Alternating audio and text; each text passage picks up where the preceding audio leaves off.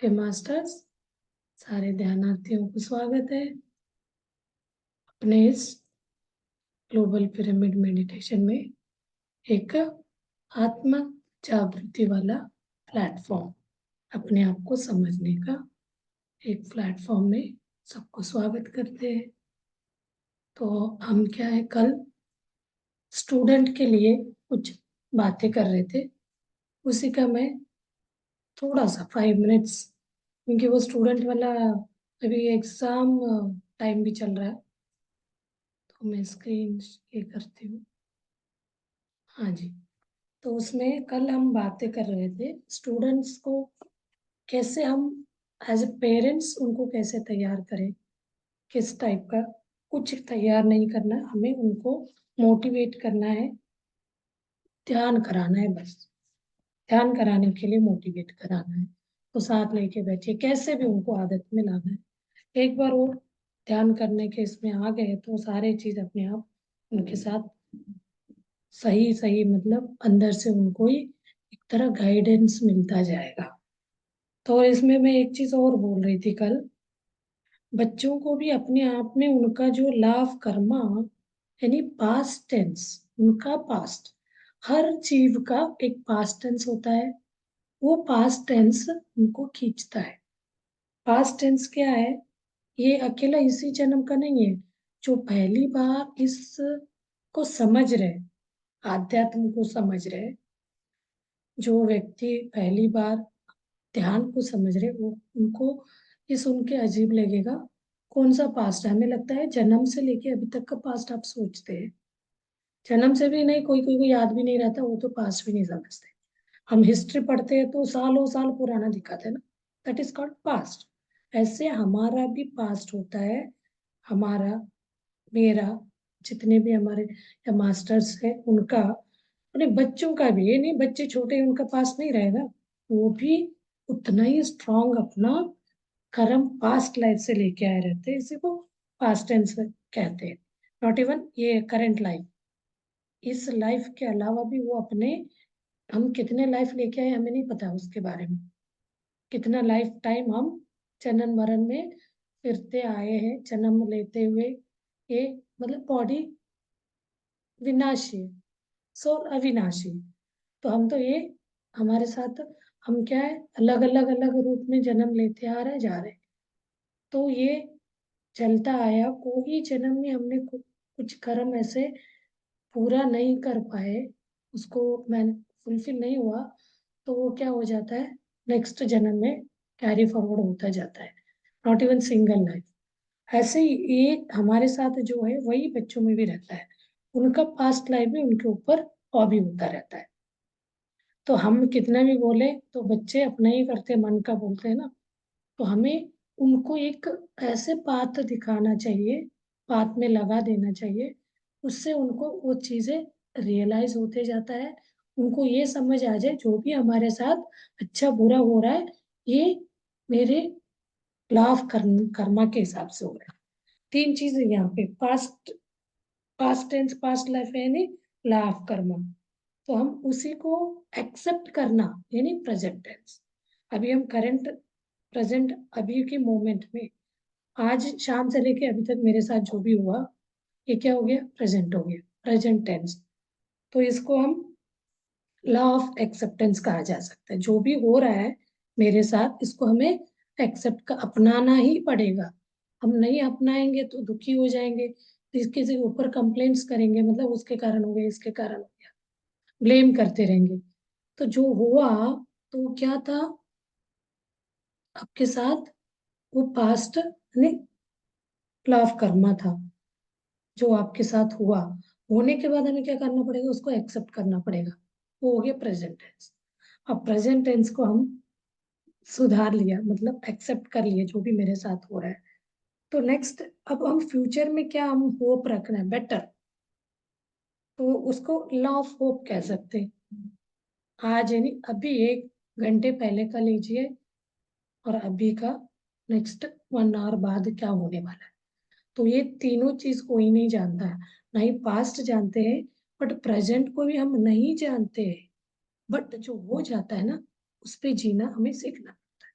सीखेंगे तो ही हम सुखी जीवन जी पाते।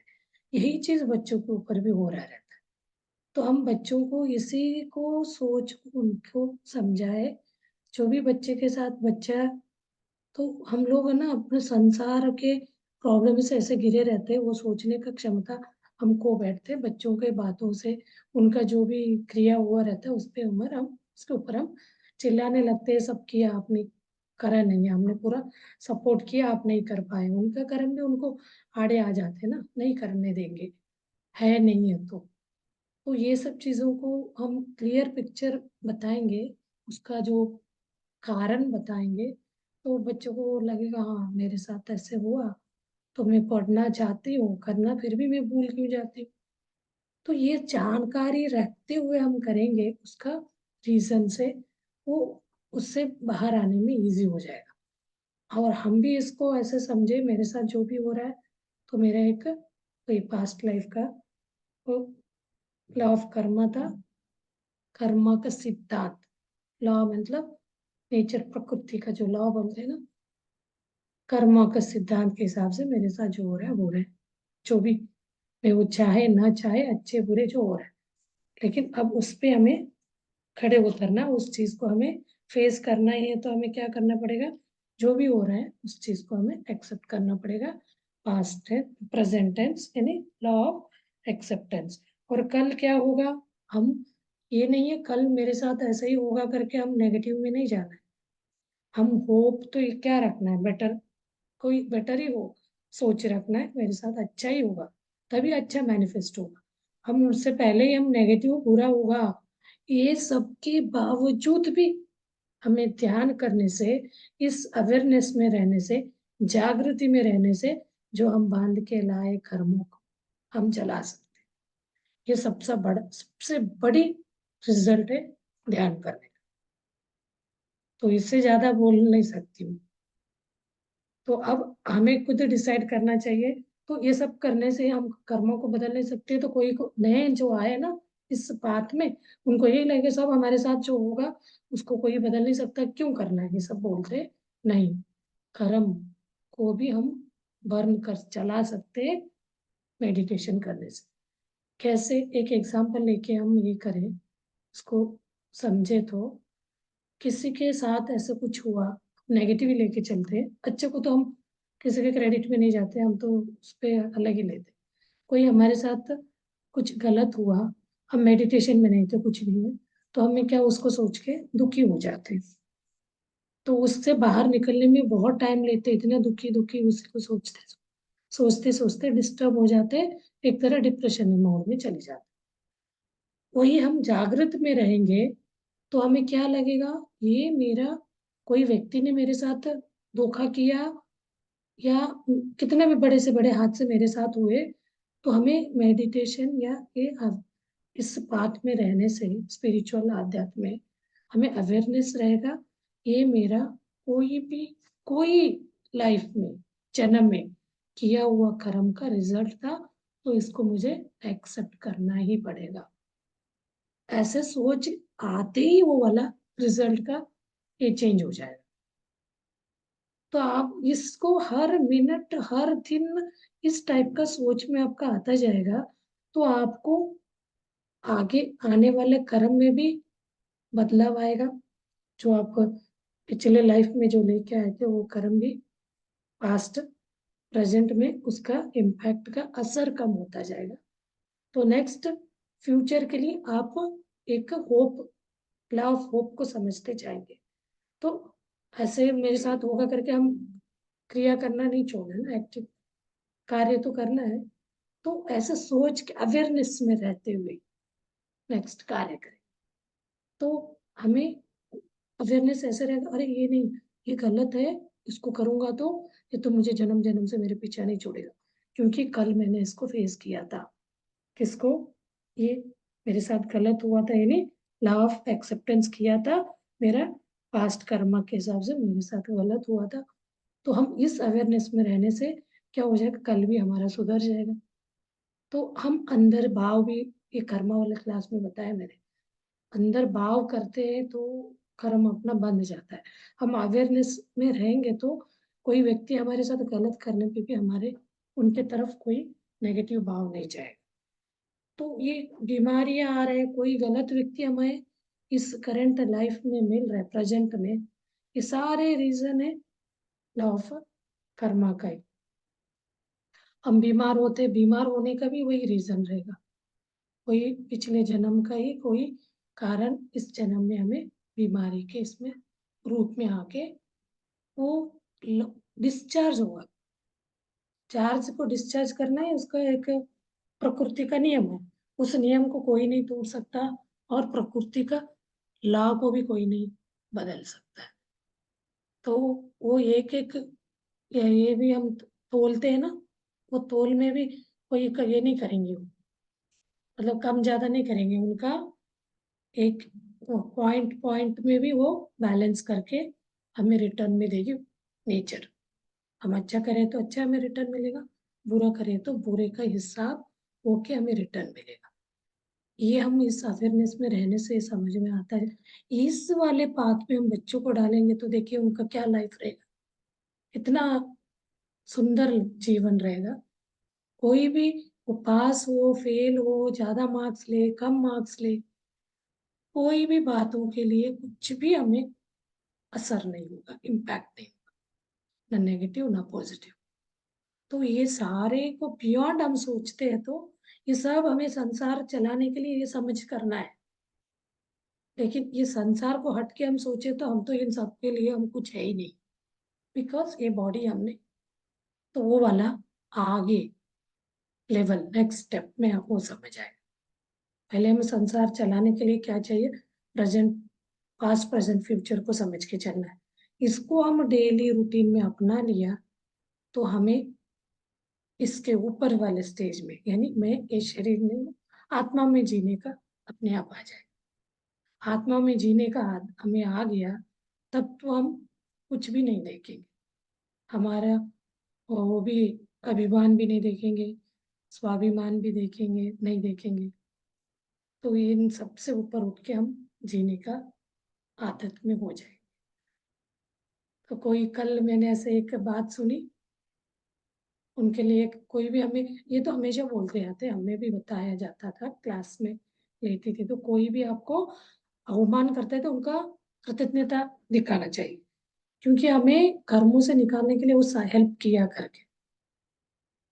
तो ये वाले बात को वो उतने स्टेज तक गए तो हम बहुत अच्छा प्रोग्रेस करें, इसमें बहुत इन डेप्थ में गए। बट हम सामने वाले का गलती ही दिख जाता है फट से, उन्होंने हमें बेइज्जत किया तो हमें खुश होना चाहिए, बोलता है अध्यात्म, क्योंकि हमने उसने हमें कर्म से छुटकारा दिलाया। वो ऐसे कभी कभी बोलते हैं ना, उसने हमें इंसल्ट नहीं किया होता तो, कोई ऐसे मूवीज में भी दिखाया जाता है, कोई के घरों में हुआ भी रहता है, कोई बड़ा भाई छोटा भाई को घर से निकाल देता है, वो कोई रिस्पॉन्सिबल नहीं रहता, घर से निकलने के बाद उसको लाइफ क्या है समझ आता है, तो वो सब चीजों को सीखेगा धीरे धीरे, ठोकर खाता है, फाइनली वो अपने आप को अपने पैरों पे खड़ा होना सीख के अच्छे स्थिति पे जाता है। वहां जो निकाला था वो उसका गुरु हो गया, वो सब जो सही जगह पे आता है ना तब उसको समझ आता है, हाँ वो नहीं करा होता तो मैं ऐसे नहीं आ पाता करके। लेकिन वो नेगेटिव सोच वाला है तो हमेशा बोलेगा मुझे इसने ये कर दिया। वो अच्छी स्थिति में ये नहीं सोचेंगे मैं अच्छी स्थिति में आया, वो नहीं निकाले होते, उन्हीं के साथ रहता, मैं निकम्मा रह जाता, मैं अपने आप को बदलाव नहीं कर पाता, ये नहीं सोच आता है। ये सोच आ रहा है मतलब आपके अंदर वो वाली है, अंदर मन में अच्छा सोच के सोच रखते हैं आप, ऐसे आपको लगेगा उनको आप मन ही मन थैंक यू बोलेंगे। इसीलिए हमेशा बोलते हैं ना, ग्रेटिट्यूड ग्रेटिट्यूड ग्रेटिट्यूड, आपको अच्छा बोले ग्रेटिट्यूड, आपको बुरा बोले ग्रेटिट्यूड। चलते फिरते हम एक जमीन के ऊपर चल रहे हैं ना, उसके लिए भी ग्रेटिट्यूड बोलना बोलते हैं, क्योंकि जो पैर हम रख के, जितना पैर हमारा पड़ा है जमीन पे, उतने पैरों में बहुत सारे जीवों को हमने रोन दिया, दबा दिया, मर गए, लेकिन हमें उसकी जानकारी नहीं। इन सब चीजों से भी कर्म बनता है, बट हम एक तरह अवेयरनेस में रहेंगे तो कर्म नहीं बनते। मैं पैर रख रहा हूँ, हमें ये अवेयरनेस होना चाहिए इस मेरे पैर के नीचे क्या जीव आ सकता है, कोई कोई लोग हैं चलते वक्त देखते कुछ आए तो पैर ऐसे साइड में रख के, कोई बड़ा आंखों में दिखने वाली बड़े बड़े चींटियां, कोई भी चीज दिखता है तो उसके ऊपर रखने का मन नहीं होता ना, हम तो साइड रख देते। तो वो हम, ये तो दिखने वाले, ऐसे नहीं दिखने वाले कितने हम पैर रख के निकल जाते होंगे। तो ये एक अवेयरनेस हमारे अंदर आ गया, सॉरी मतलब एक ग्रेटिट्यूड, नेचर के अगेंस्ट हो, पेड़ पत्तियों के अगेंस्ट हो, मतलब जीव के, कोई प्राणी पक्षी के, तो एक कनेक्शन वो अपने तरफ प्यार से अपना वो दिखाए। हाँ इनको ये अवेयरनेस है, इनको दुख है, बट हेल्पलेस है, चलना तो पड़ेगा। तो कोई व्यक्ति तो जानबूझ के करता है, तो उनको कैसे बंधता होगा कर्म देखिए। जब हम अवेयरनेस में रहते हुए कोई कर्म हो जाता है तो उसका क्या हो जाता है, जल जल जाता है, बंधेगा नहीं। वही हम बिल्कुल क्रूरता में रहते हुए, कुछ भी इन सब सोच नहीं है हमारे पास, इसका जानकारी नहीं है, तो इसीलिए अभी आप इस संपर्क में आके इस सोच को अपना रहे हो, तो आपके साथ इसके कहीं दूर दूर से कोसों दूर भी इनके बारे में नॉलेज नहीं है, तो उनके साथ आपका इंटरेक्शन होगा तो आपको उनके ऊपर तरस आना चाहिए, बस और कुछ नहीं।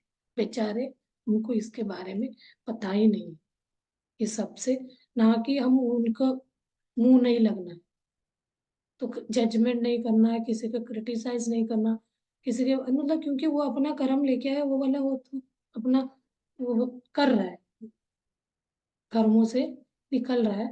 तो आप जानकार होने के बाद भी बोलेंगे, तो फिर आप क्या कर रहे हो, ऊपर अपना ही कर्म को बांध रहे हो, उनके ऊपर कंप्लेंट करके उसके कारण हो गया। तो फिर तो ये हमें इसमें बोला जाता है अध्यात्म में, आपको किसी को क्षमा आपके हित के लिए करना है, दूसरों के हित के लिए, लेकिन हमारे अंदर एक है ना बैठा हुआ, ये करने नहीं देता है, वो है ईगो, अरिषड वर्ग का बोलते हैं। ये अरिषड वर्ग ऐसे नचाता है, तो बोलता है अरे ऐसे कैसे मैं उसको क्षमा मांगू, क्षमा करूं, उसने मुझे इतना सारा दिया। यही सारे चीजों को डाल के तो हमें भेजा गया इस दुनिया में नाटक करने। हम किस इन अरिषड वर्ग के आदी हो जाते हैं, या इनके ऊपर उठ के हम अपना जीवन जीने का कोशिश करते हैं। तो ये अपने हाथ में, जो इसको हराएगा अरिषड वर्ग को, काम क्रोध मन मद मत्सर करके, यानी सिक्स बोलते, इन छह नेगेटिव, मतलब हमारे को चलाने वाला, गलत रास्ते ले जाने वाली है, इनको हम जीत गए ना, सब चीज हमारे हिसाब से होता जाएगा। इनको जीतने को ही हम जो सोचते वो हो जाएगा बोलते, वही है आध्यात्म। You are the creator of your own reality. इन पांच छह को हम हरिषड वर्ग को जीत गए, हर चीज को हम जीतते जाएंगे। तो उसका जो कंट्रोल हमारे हाथ में होना चाहिए, जैसे गीता में श्री कृष्ण का वो सिंबल दिखाते हैं ना, पूछा जाता है उसका क्या, वो क्या दिख रहा है, उन्होंने हाथ में वो पकड़ा है, तो वो कंट्रोल के लिए ही, वो जो घोड़े का वो पकड़ के खड़े हैं, पीछे अर्जुन खड़ा है, तो क्या अपने अरिषड वर्ग, अपने ईगो, ये सारे नेगेटिविटी सोच को कंट्रोल करके, जो उसको रस्सी कहीं पे भी उधर खींच रहा है तो उसको खींच के रखने वाला है, सही बात पे चलेगा, उसको सिंबलाइज करके बताएगा, आप कैसे लेंगे तो आपके ऊपर है। तो कोई बोलेगा वो तो सिंपल घोड़े है, वो पकड़ के खड़ा है, ये बोलेगा। जिसको और हायर लेवल की जानकारी है वो अलग सोचेगा। तो सबको अपने अपने हिसाब से व्यू देंगे, व्यू पॉइंट, व्यू का बात बताया था ना, अपने अपना दृष्टिकोण। तो जिसका जैसे नॉलेज है वैसे दृष्टिकोण आएगा। अब ये वाले बातों को भी हमें बच्चों को शिक्षा, यानी बच्चे 7 साल से 7 to 10 years के बीच हमें उनको एक ध्यान के पथ में डालना है। उस समय बहुत अच्छा एज रहता है, जिस शेप में भी हम मोल्ड करेंगे, उनके खुद के जो पास्ट कर्मों को भी जलाने का शक्ति माता पिता को होता है। इसलिए तो माता पिता का, माँ का, पिता का, ये सब पेरेंट्स को क्यों ये करके रखा। छोटे बच्चे का ड्यूटी हमारा, तो बच्चा जन्म लेने से लेके बहुत पार्ट होता है ना पेरेंट्स का, पूरा डिपेंडेंट रहता है पेरेंट्स पे, माँ पे ज्यादा। धीरे धीरे पापा पे डिपेंड होता है, चलने लगता है। चलने तक पूरा माँ के डिपेंड है। तो उस समय हम जो उसको संस्कार डालेंगे, कभी संस्कार हम जितने भी अच्छा, मतलब हम उनको बिल्कुल बदलने की कोशिश करते हैं। आज बोला तो आज नहीं, कल वो ऐसे हो ही जाए, लेकिन वही बोले ना, उनके कर्म उनके ऊपर रहता है। तो हमें उनको वो रास्ता दिखाना है जागृति का, वो अपने आप उसको लेके चले। तब देखिए उनके स्टडी, फ्यूचर, उनका करियर, सब में सेटिस्फैक्शन मिलेगा। जो भी उस इससे ना अच्छा ही होते जाएगा वो चीज। हम जज करना कम कर देंगे धीरे धीरे, वो जीरो हो जाएगा, तो सब अपने आप ही बढ़ता जाएगा। तो ये कल पूरी नहीं हो पा रही थी बात, तो मैंने सोचा आज फिर ये बच्चों के एग्जाम के हिसाब से थोड़ा ये बात भी बता दे। इसमें पेरेंट्स का भी बहुत हाथ रहता है, बच्चों को मॉरली सपोर्ट करें। जब वो पढ़ाई के प्रेशर में, आजकल बहुत ज्यादा कंप्यूटेशन भी है, एज वेल एज इतना हाई स्कोर में, हाई इसमें चलते हैं, तो बच्चे के अंदर अपने आप में ही रहता है मुझे करना है करना है। तब उनको नहीं हो पाता है तो पेरेंट्स को ही उनको सपोर्ट करना चाहिए, ना कि करे नहीं है करके कहीं ना कहीं हम एक्सप्रेस करेंगे ना। भले ही बच्चा सामने नहीं है, पीछे भी हम करेंगे ना, उसका वाइब्रेशन वहां घूमता रहेगा। तो हमें लगता है बच्चा नहीं है, चलो पीछे हम डिस्कस करते हैं। कई बच्चों को कान में पड़ गया, नहीं तो आप घर पे ही रहेंगे, तो उस टाइप का वाइब्रेशन वहां पूरा आपके घर में वायुमंडल को अशुद्धि करेगा, वही वाले बच्चों की तरफ जाएगा। बच्चे पहले से डिस्टर्ब रहेगा, और ज्यादा इसका इम्पैक्ट पड़ेगा। हम ये चीज करके उनके ऊपर कोई ये नहीं कर रहे हैं, हम अपना ड्यूटी कर रहे हैं एज ए पेरेंट्स। चलिए देखते हैं हम कितने बच्चे इसमें। मैं बच्चों को भी मैंने बोला भी है, कोई बच्चे ऐसे हैं तो हम मैं बात करूंगी, ऐसे कुछ है तो आप बच्चों को फोन करके दे दीजिए। मैं बात, मतलब कभी कभी क्या होता है, पेरेंट्स के बातों को इतना वो लोग सीरियसली नहीं लेते, उनको लगता है मतलब हमें उस टाइप, हमें नॉन पेरेंट होके बोलना रहता है। हम पेरेंट होंगे तो उनको कहीं ना कहीं अलग वे में हम समझाएंगे। तो वो होने के लिए बहुत हमें बदलाव करना पड़ेगा ना, वो नहीं होता है तो कोई दूसरे से, तीसरे से, थर्ड पर्सन से, सेकंड पर्सन, मतलब उनसे बुलवाना बेस्ट है। टीचर से, टीचर का बात तो बच्चे बहुत अच्छा मानते हैं, ये बात कल भी बोला था। ओह, चलिए मास्टर्स, ज्यादा हो गया है। बच्चों को एग्जाम टिप्स देते देते उनको पूरा हम स्पिरिचुअल में लेके आने की बात करने लगे। पूरा नहीं है, थोड़ा 50% बोला जाता है, मिडल पाथ, 50-50। पूरा जो है उनका बचपन भी नहीं छीनना है, सब चीजों को साथ करते हुए इसको भी थोड़ा अपनाने के लिए। चलिए मास्टर, ध्यान में बैठते हैं। किसी को कुछ बोलना है क्या? क्योंकि वो ध्यान के बाद क्या हो जाता है, कभी कभी मैं क्लोज करने से पहले क्लोज हो जाता है, तो कम कम टाइम ध्यान होता है तो मैं भी म्यूजिक बंद करके बंद कर देती हूँ। चलिए ऐसे कुछ करना है, बात नहीं है, किसी को कुछ अपना शेयरिंग नहीं करना है, तो हम मेडिटेशन में चले जाते हैं। कि मास्टर्स, चलिए मेडिटेशन के लिए बैठते हैं।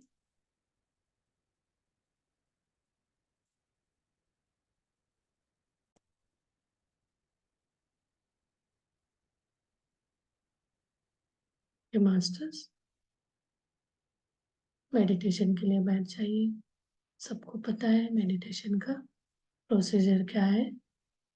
क्लैस्प योर है, फिंगर को फिंगर में इंसर्ट करके, क्लैस्प करके, keep it on your lap, दोनों हाथों को बांध के अपने गोल में रखेंगे। और चेयर या सोफे पे बैठे तो दोनों पैर को क्रॉस करके बैठना है।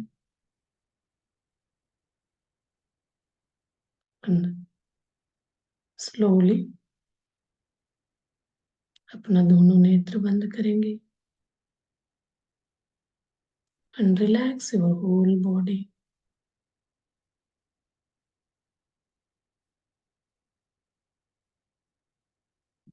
सिर से लेके पैरों की उंगली तक अपने शरीर को तनाव मुक्त करना है।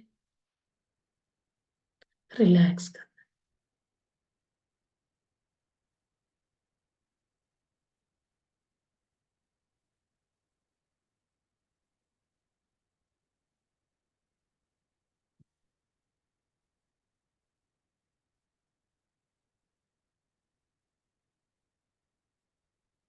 ತಮ್ಮ ಒಳ ಬರೋ ಉಸಿರು ಹೊರ ಹೋಗೋ ಉಸಿರನ್ನ ಗಮನಿಸ್ತಾ ಹೋಗ್ಬೇಕು.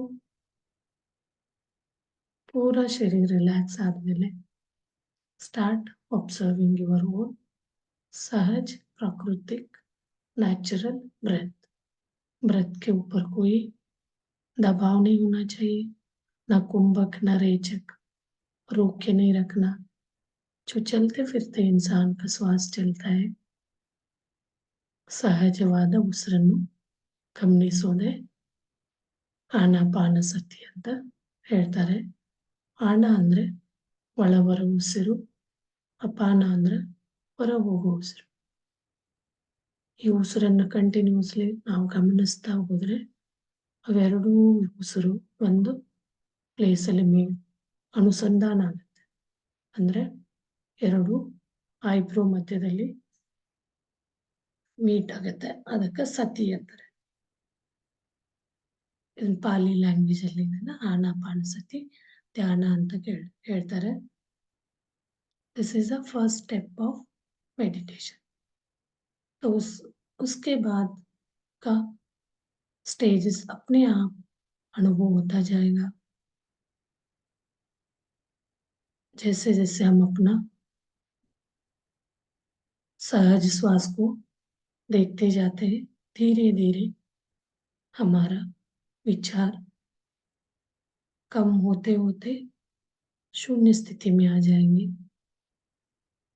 शून्य स्थिति में आते ही हमारा ब्रह्मरंध्र खिल जाएगा, खुल जाएगा, खिल जाएगा। कमल के जैसे सहस्रार चक्र बोलते हैं, ब्रह्मरंध्र बोलते हैं।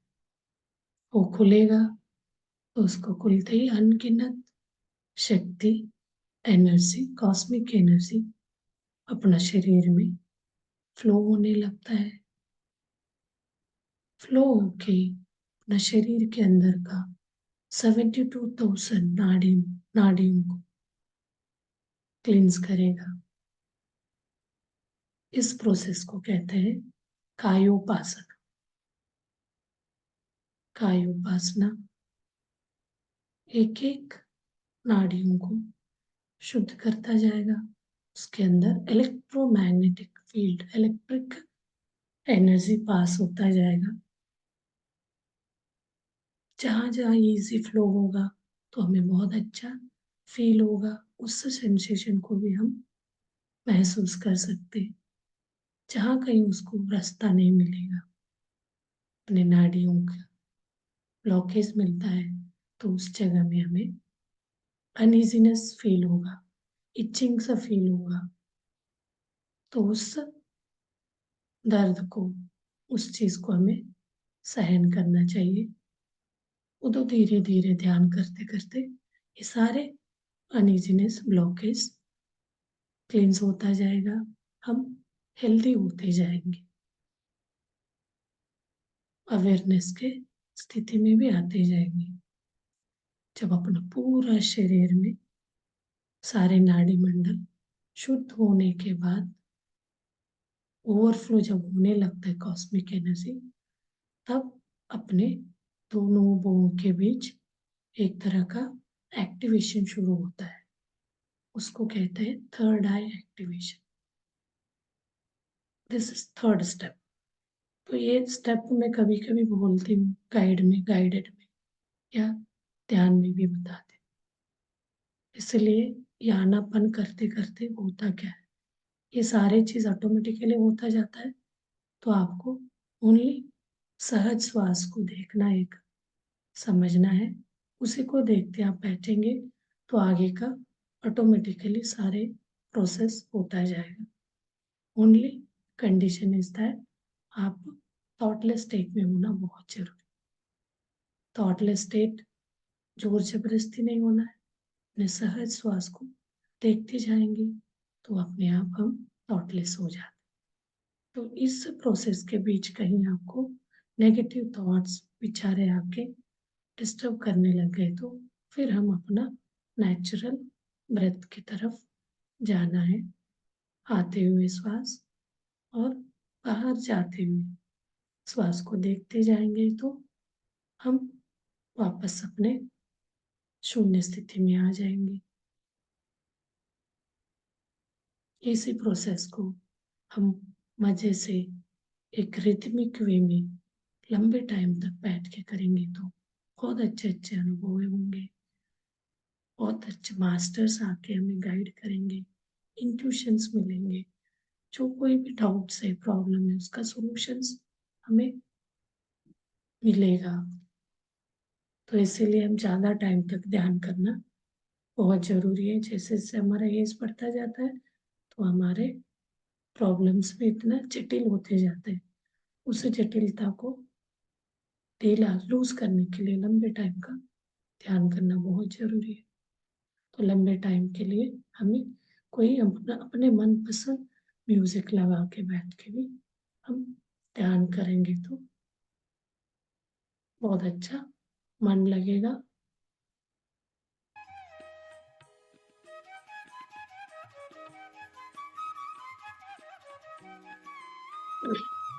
चलिए हम इस ध्यान में बने रहेंगे, म्यूजिक को सुनते हुए।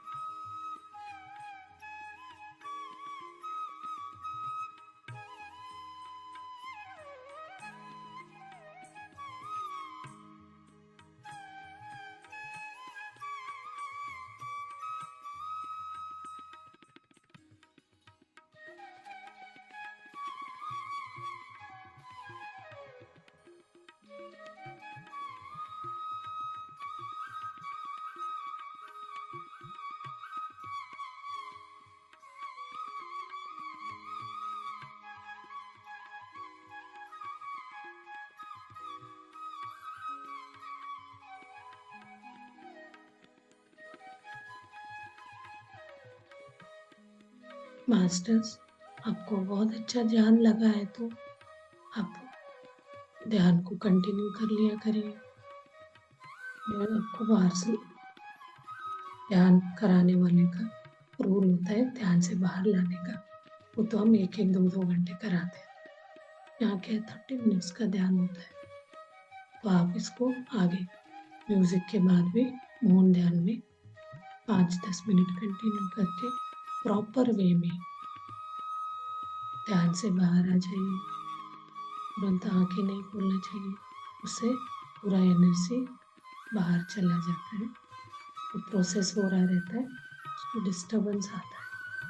तो आप एक एक अंगांगों को यूज करते हुए, अवेयर करते हुए, अवेयरनेस के साथ स्लोली ध्यान से बाहर आना चाहिए।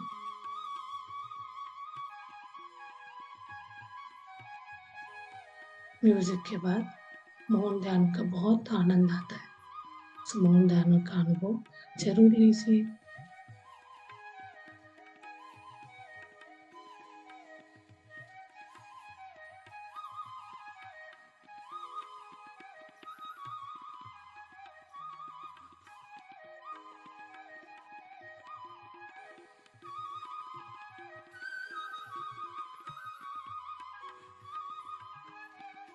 जब भी ध्यान से बाहर आते हैं तो कृतज्ञता भाव दिखाना ना भूले।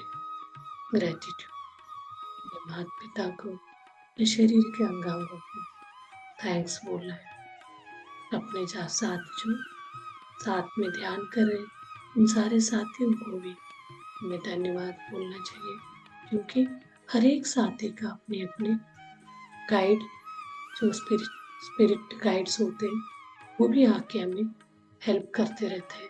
तो इसीलिए उनको भी हमें ग्रेटिट्यूड व्यक्त करना जरूरी है। और अपने माता पिता को और अपने गुरु को तो कभी नहीं भूलना चाहिए। जो भी हमारे जीवन में गुरु बन के आए, जो सीख सिखाए, वो सब गुरु है।